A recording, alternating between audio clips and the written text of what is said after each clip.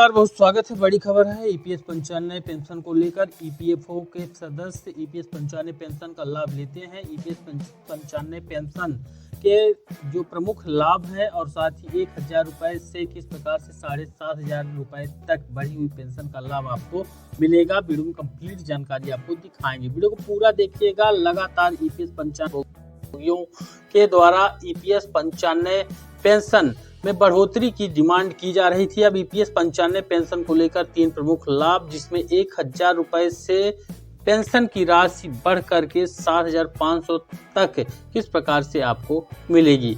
EPS panchayat नए pension आजकल retirement planning हर नौकरी पेशा व्यक्ति के लिए महत्वपूर्ण हो गई है, खासकर जब बात भविष्य की सुरक्षा की हो। तो एम्प्लॉय पेंशन स्कीम यानी कि ईपीएस पंचायत एक बेहतरीन विकल्प साबित होती है। ईपीएस पंचायत के तहत लाखों रिटायर्ड कर्मचारियों को पेंशन मिलती है, जिससे उनका बुढ़ापा सुरक्षित हो जाता है। इस वीडियो में हम ईपीएस पंचायत के 3 बड़े फायदों को विस्तार से समझाएंगे और जानेंगे कि कैसे यह योजना आपके जीवन में महत्वपूर्ण स्थिरता ला सकती है। आखिरकार ईपीएस पंचायत क्या है और यह कैसे काम करता है, समझिएगा। ईपीएस पंचायत यानी कि एम्प्लॉय पेंशन स्कीम है, 1995 में शुरू हुई थी। भारत सरकार के द्वारा शुरू की गई एक पेंशन योजना है जो उन कर्मचारियों को दी जाती है जो ईपीएफ के तहत आते हैं। इस योजना के तहत कंपनियां अपने कर्मचारियों को वेतन का एक निश्चित हिस्सा पेंशन फंड में जमा करती है, जिससे रिटायरमेंट के बाद एक निश्चित राशि के रूप में पेंशन दी जाती है। साथ ही ईपीएस पंचायत के लिए क्या मानदंड निर्धारित किए गए हैं इसका लाभ लेने के लिए, यानी कि इसकी पात्रता क्या होती है। तो इसके लिए सबसे पहला न्यूनतम 10 साल की सेवा पूरी होनी चाहिए। आप जहां पर भी काम कर रहे हैं, संगठित क्षेत्र में, निजी क्षेत्र में, सरकारी क्षेत्र में, आप वहां पर 10 साल काम किए हैं तभी इस योजना का लाभ मिलेगा। दूसरा है ईपीएफओ यानी कि एम्प्लॉय प्रोविडेंट फंड ऑर्गेनाइजेशन में आपका रजिस्ट्रेशन होना चाहिए, यानी आपका जो वेतन है उससे कुछ राशि आपके पीएफ खाते पर, प्रोविडेंट फंड खाते पर या फिर ईपीएफओ खाते पर कटना चाहिए। न्यूनतम आयु इस योजना का लाभ लेने के लिए कम से कम 58 वर्ष होनी चाहिए अगर पूरा लाभ लेना है, नहीं तो 50 साल पर समय से पहले पेंशन का विकल्प भी उपलब्ध है। आप उसको चुन करके 50 साल की उम्र में 4% माइनस वाली पेंशन आप ले सकते हैं, यानी टोटल जो आपका बनेगा पेंशन उसमें 4% माइनस हो जाएंगे अगर आप 50 साल की उम्र में इस ईपीएस पंचायत पेंशन का लाभ लेते हैं। ईपीएस पंचायत पेंशन के 3 बड़े लाभ हैं, जैसे कि पहले लाभ में 1000 से 7500 तक की पेंशन की गारंटी इस योजना में दी जाती है। वर्तमान में ईपीएस पंचायत के तहत न्यूनतम 1000 और अधिकतम 7500 तक की पेंशन दी जाती है। ये आपके ऊपर निर्भर है कि आपकी जो बेसिक सैलरी है वो कितनी है और आपका जो पद है उस पद पर कितना आपको वेतन दिया जाता है। हालांकि यह पेंशन की राशि आपकी नौकरी के दौरान आपके वेतन और योगदान पर निर्भर करती है, यानी आपका वेतन कितना है और आप उस वेतन से कितनी राशि कटवा रहे हैं। वहीं आपको बता दें कि पेंशन की गणना कैसे होती है। तो पेंशन की गणना कैसे होती है यह आप अपने मोबाइल से या फिर इस सूत्र को नोट करके कर सकते हैं। पेंशन की गणना इस फार्मूले से होगी। ये फार्मूला मैं दिखा देता हूँ। गणना करने के लिए सबसे पहले आपको पेंशन योग्य वेतन में गुणा करना पड़ेगा सेवा के वर्षों की संख्या में, यानी कितने साल आपने संबंधित में जहां पर काम कर रहे हैं वहां पर सेवा दी है।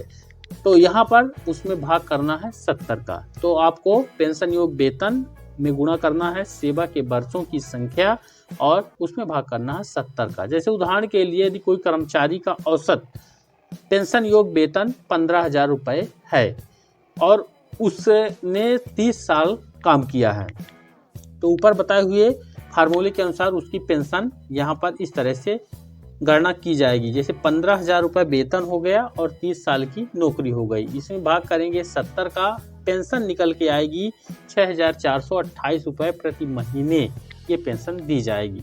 यहाँ पर देख सकते हैं अगर 15,000 रुपये पाने वाले जो कर्मचारी हैं उन्होंने 30 साल काम किया है, तब उनका 6,728 रुपये बनेगा। अगर ये 30 साल में इधर की वेतन की राशि बढ़ जाएगी तो ये पेंशन भी बढ़ जाएगी। यानी इस स्कीम के तहत आप अधिकतम 7,500 रुपये तक मासिक पेंशन प्राप्त कर सकते हैं अभी वर्तमान में वीडियो बनाने तक। जीवन भर पेंशन और परिवार को भी इस योजना के तहत लाभ दिया जाता है। EPS 95 का सबसे बड़ा फायदा यह है कि यह जीवन भर पेंशन प्रदान करता है, यानी एक बार पेंशन मिलनी शुरू होने के बाद यह जीवन भर पेंशन मिलती रहेगी।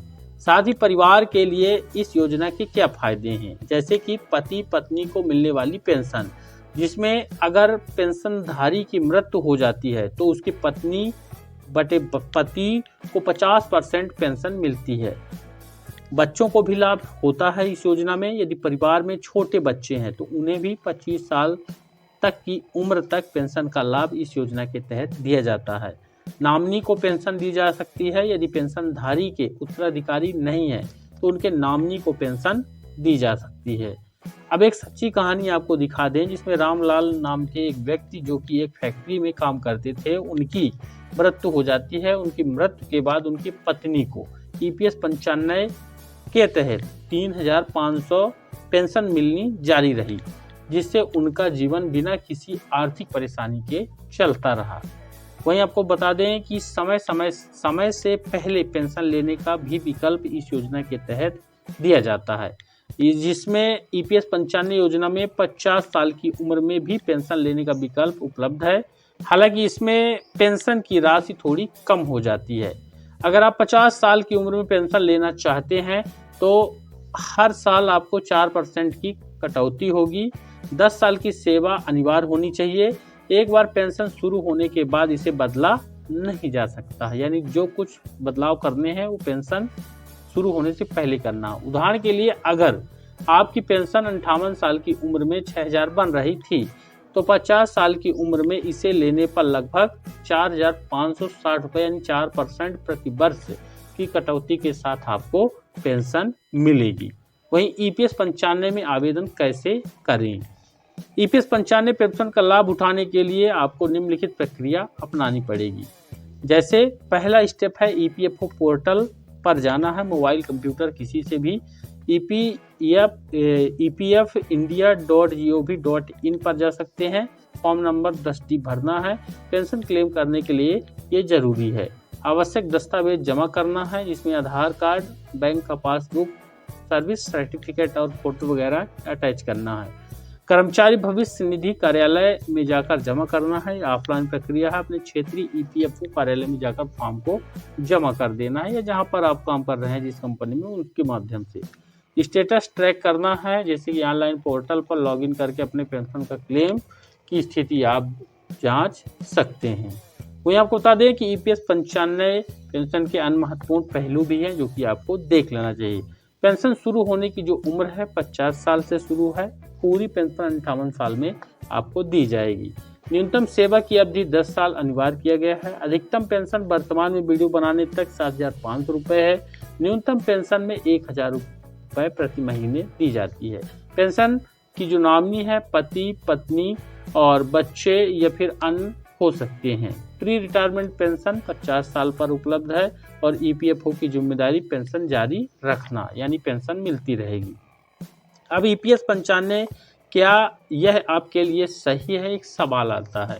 EPS 95 उन लोगों के लिए बहुत फायदेमंद है जो निजी क्षेत्र में लंबे समय तक कार्य कर चुके हैं और रिटायरमेंट के बाद एक निश्चित मासिक आय चाहते हैं। हालांकि जो लोग अधिक पेंशन चाहते हैं वे इसे अपने EPF योगदान के साथ जोड़कर इसे और बेहतर बना सकते हैं, यानी ज़्यादा योगदान करेंगे तो ज़्यादा पेंशन आपको मिलेगी। अब बात आती है इसके लिए क्या करना चाहिए। अगर आप सरकारी या निजी नौकरी में हैं तो EPS 95 से जुड़ना आपके लिए फायदेमंद रहेगा।